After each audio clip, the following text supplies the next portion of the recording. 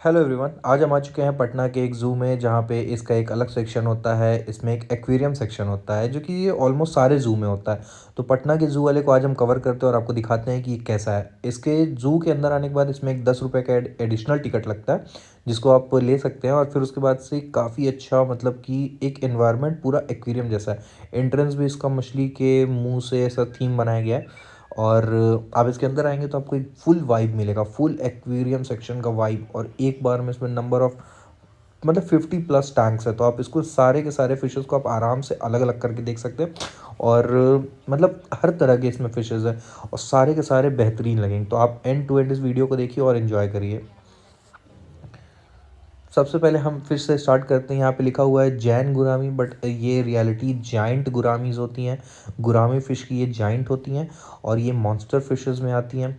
और ये काफ़ी क्यूट और बहुत सोबर फिश दिखती है, मतलब एकदम शांत, बट खाने के टाइम में ये अग्रेसिव हो जाती हैं।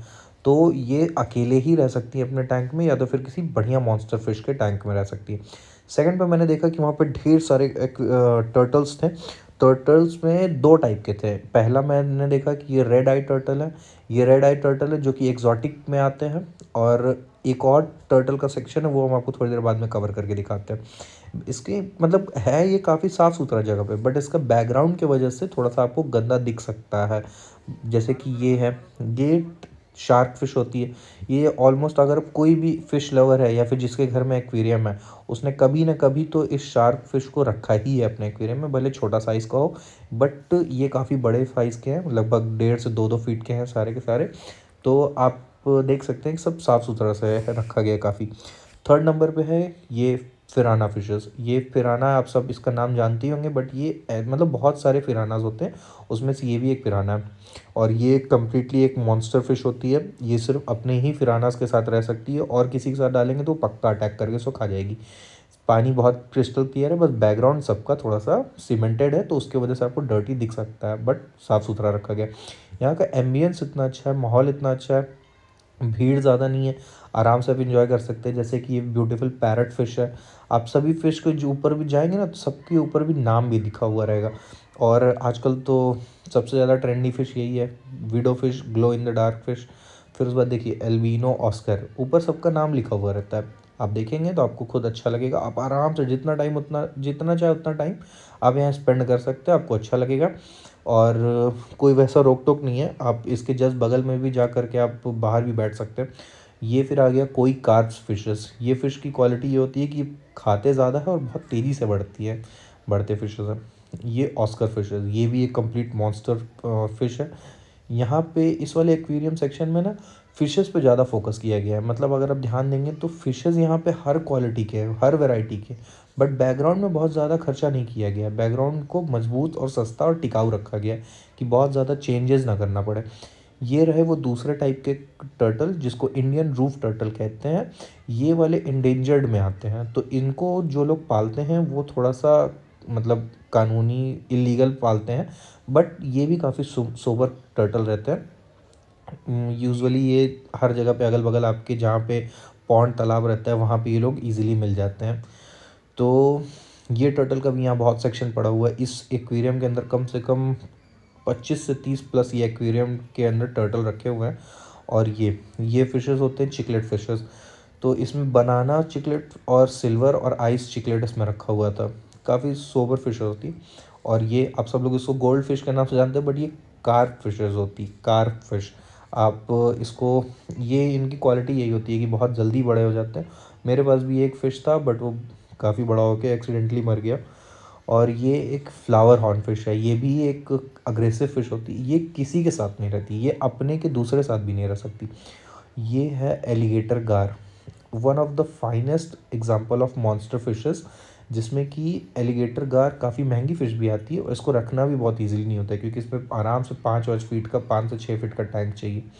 ये आपकी है मतलब इसको शायद क्या कहते हैं, आप कमेंट में बताओ, मैं थोड़ा नाम भूल रहा हूँ इसका। बट ये इसका ही टैंक वहाँ पे सबसे ज़्यादा सुंदर बना के रखा गया था। इसको शायद टिन फॉयल या ऐसे ही कुछ कहते हैं।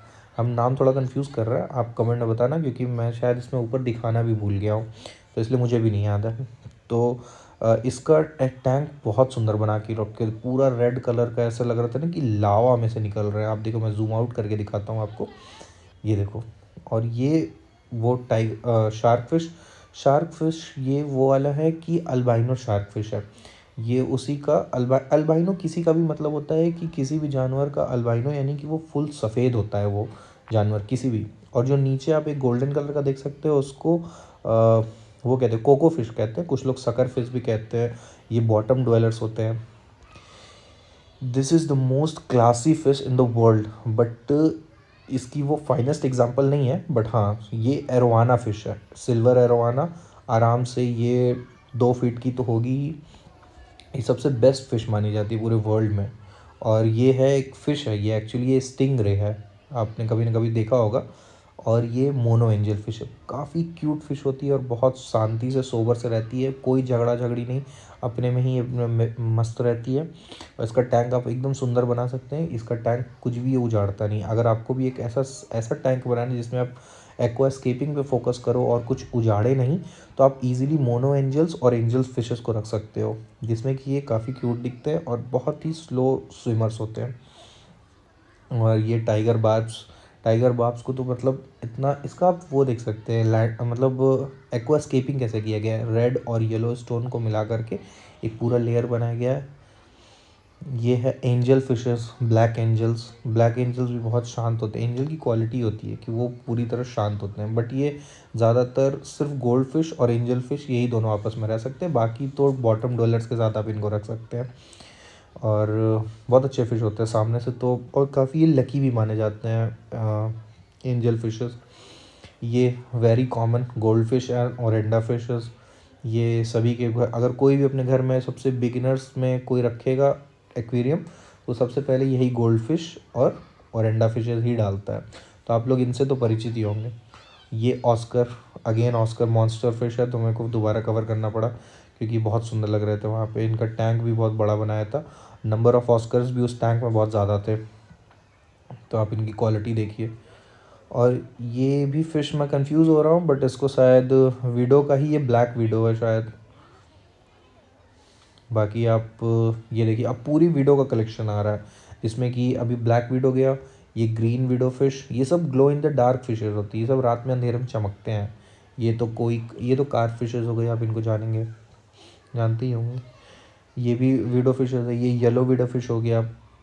और ये स्मॉल साइज गोल्ड फिश हो गया।